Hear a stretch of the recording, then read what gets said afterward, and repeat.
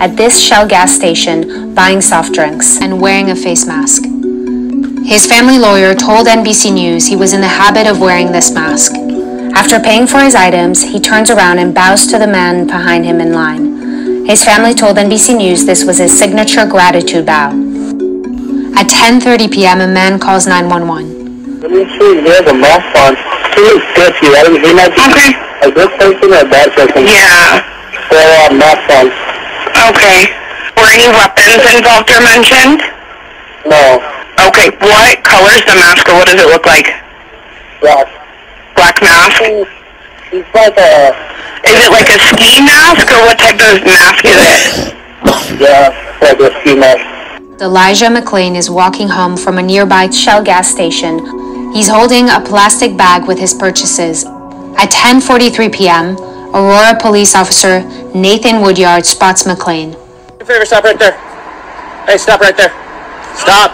Stop. Stop. Stop. I have a right to stop you because you're being suspicious. 9 seconds after exiting his vehicle, the officer initiates physical contact. Stop testing up, dude. 10:44 p.m. Officer Jason Rosenblatt and Officer Randy Rodema are now also on the scene and surround McClain.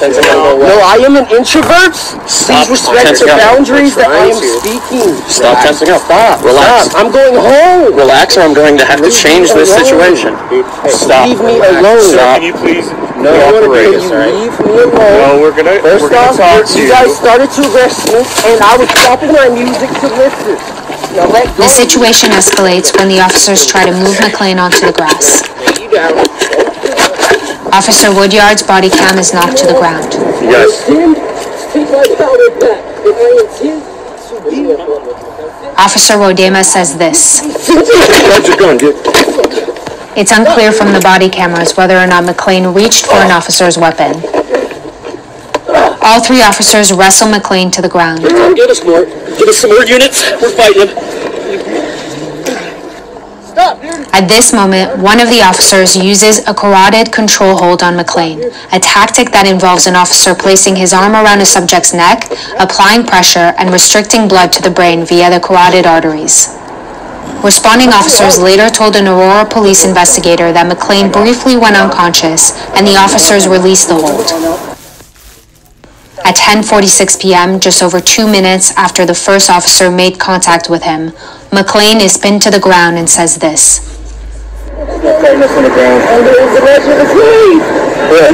He's carotid. That's why I'm just going home. I'm a trooper and I'm different. He came out? He's out? Was he out? I heard some snoring. I just he wasn't completely. He didn't have consciousness. I'm just different.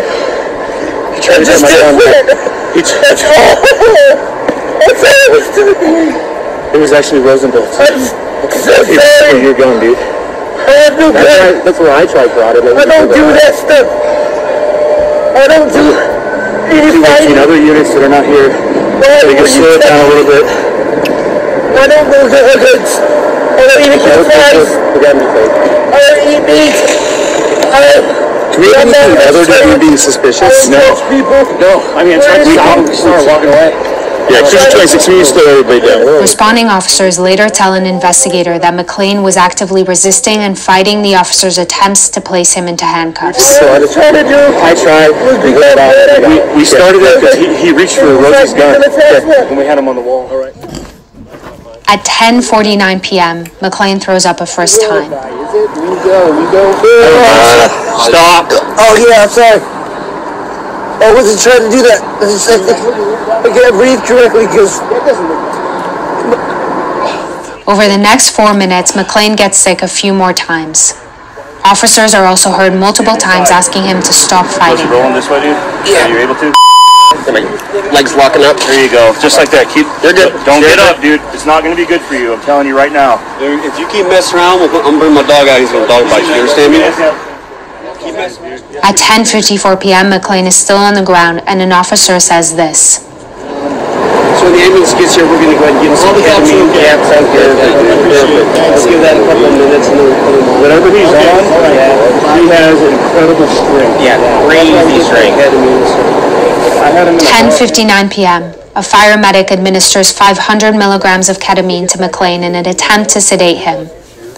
2 to 3 minutes later, he is loaded onto an ambulance. And at 11:07 p.m., just over 20 minutes after the first officer made contact, responding officers are told McCLAIN does not have a pulse. He just cored. Are you serious? Yeah. Okay. So, sit tight. McCLAIN was resuscitated at the scene and taken to the hospital where he would be declared brain dead 3 days later. The coroner concluded last November that a combination of physical exertion and a narrow left coronary artery contributed to McCLAIN's death, but could not determine the cause of his death. He added that it could have been either an accidental death caused by a reaction to the ketamine, a natural death, or a death linked to the carotid control hold used by officers. The district attorney later announced he would not charge the officers involved, saying that the evidence does not support a conclusion that McCLAIN's death was the direct result of any particular action or individual. The family told NBC News that they believed an independent investigation should have been conducted initially. Now the governor has appointed a special prosecutor to reopen the investigation. We've reached out to the police union for comment and have not heard back. Hey NBC News viewers, thanks for checking out our YouTube channel. Subscribe by clicking on that button down here and click on any